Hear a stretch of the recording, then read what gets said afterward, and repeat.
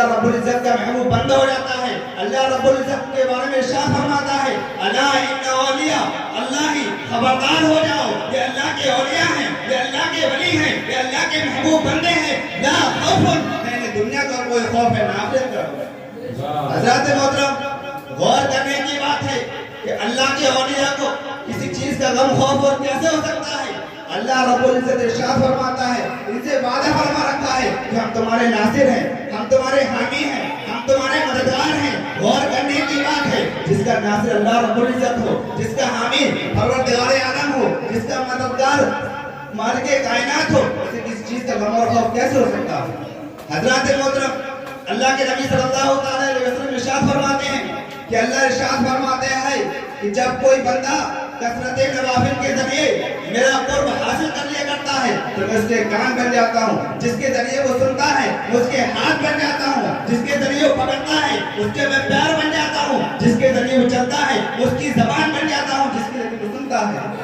حضرات محترم جب وہ بندہ اللہ سے کوئی چیز کا طلبگار کرتا ہے تو اللہ رب العزت اسے بہت نوازتا ہے۔ بات یہ ہوئی کہ زبان ولی کی ہوگی، بولنا خدا کا ہوگا، آنکھ ولی کی ہوگی، دیکھنا خدا کا ہوگا، پیر ولی کے ہوں گے، چلنا خدا کا ہوگا، زبان ولی کی ہوگی اور بولنا خدا کا ہوگا۔ حضرات محترم اسی وجہ سے لوگوں سے مطالبہ کیا جاتا ہے، اللہ رب العزت کو ارشاد فرماتا ہے یا ایھا الذین آمنوا اتقوا اللہ وکونوا مع الصادقین، اے ایمان والو اللہ سے ڈرو اور سچوں کے ساتھ ہو جاؤ، اللہ والوں کی صحبت اختیار کر لو، اللہ کی رفعت حاصل کر لو، کسی مدد درویش کا دامن تھام لو اور کسی حق پرست کے ہاتھ میں ہاتھ دے کر اپنے خانے کو منور کر لو، کیونکہ انسان کا جب نزا کا وقت قریب آتا ہے تو شیطان اسے بہکانے کی کوشش کیا کرتا ہے۔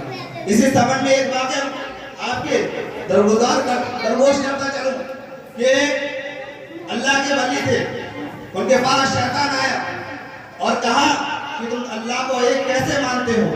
آپ نے بے شمار دلائل پیش کیے لیکن ان تمام دلائل کو شیطان نے رد کر دیا، تو آپ نے اپنے پیر و مرشد کو یاد فرمایا۔ اس وقت آپ کے پیر و مرشد وضو فرما رہے تھے، آپ نے وہیں سے کہہ دیا کہ کہہ دو کہ میں اللہ کو بغیر دلائل کے ایک مانتا ہوں۔ یہ اللہ کے ولی ہوا کرتے ہیں۔ اور ایک واقعہ اور بتا دوں، حضور آل احمد اچھے میاں جن کے بھتیجے کہ بچپنی کا عالم تھا، تو انہوں نے ایک واقعہ لکھا کہ حضرت اچھے میاں اپنے کمرے میں اکیلے تھے اور وہاں جانے کی کسی کو اجازت نہ تھی، وہاں پر ایک خادم کو رکھ دیا کہ کوئی بھی اندر نہیں جائے گا۔ آپ کہتے کہتے دروازے کے پاس پہنچے، خادم نے کہا کہ اندر نہیں جا سکتے اور آپ سے منع جب کرا تو آپ جلدی سے اندر چلے گئے۔ آپ کیا دیکھتے ہیں کہ اچھے میاں دو بزرگوں سے باتیں کر رہے ہیں۔ جب آپ اندر گئے تو آپ ان کے پشت سے لپٹ گئے، آپ نے پیچھے مڑ کر دیکھا اور فرمایا کہ تم اس لیے یہاں کیوں آئے ہو؟ تو انہوں نے کہا میں آپ کے کندھوں پر چڑھنے کے لیے آیا ہوں۔ تو اچھے میاں اور وہ دونوں بزرگ مسکرا دیے اور آپ کے سر پر ہاتھ پھیرا اور پیار کیا۔ جب اچھے میاں اندر سے آئے تو اکیلے آئے تھے، تو انہوں نے پوچھا حضرت جو دو بزرگ تھے وہ کون تھے؟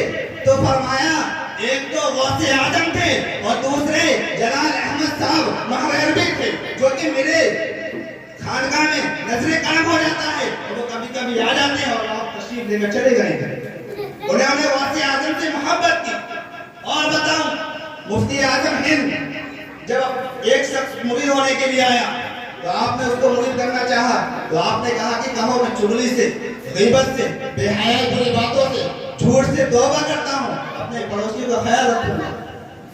پھر بعد میں کہا کہ کہو کہ میں نے اپنے ہاتھ غوث اعظم کے ہاتھ میں دیا، تو کہا حضرت ابھی تو آپ نے کہا تھا کہ جھوٹ سے توبہ کر رہے ہیں، ہاتھ تو آپ کا ہے لیکن آپ تو کہہ رہے ہیں کہ میں نے ہاتھ میں غوث اعظم کے ہاتھ میں دیا۔ تو انہوں نے اپنا انگوٹھا ہٹایا تو وہ کیا دیکھتے ہیں کہ ہاتھ غوث اعظم کا ہوتا ہے، تو اسی وقت وہ توبہ کرتا ہے اور آپ کا مرید ہوتا ہے۔ سبحان اللہ سبحان اللہ، نعرہ تکبیر، نعرہ رسالت، نعرہ غوثیت، سبحان اللہ ماشاءاللہ۔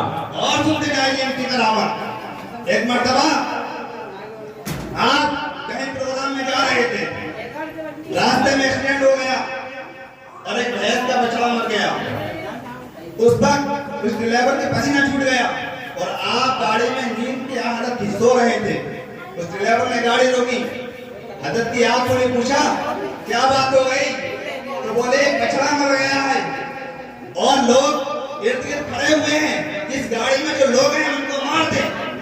हजरत ने कहा शीशा खोलो, तो कहा हजरत ये जाहिल लोग हैं, ये क्या जाने इस गाड़ी में कौन बैठा हुआ है।